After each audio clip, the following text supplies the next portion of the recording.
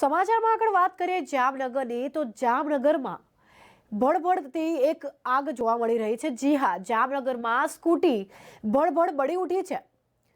સ્કૂટીમાં આગ લાગતા સ્કૂટી ભડભડ જાતે જાણે બળવા લાગી છે।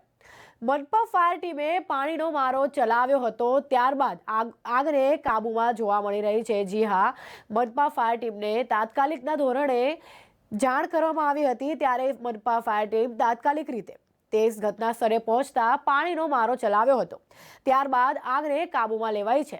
સ્કૂટર પણ બળીને ખાખ થઈ ગઈ છે તેવું જોવા મળી રહ્યું છે।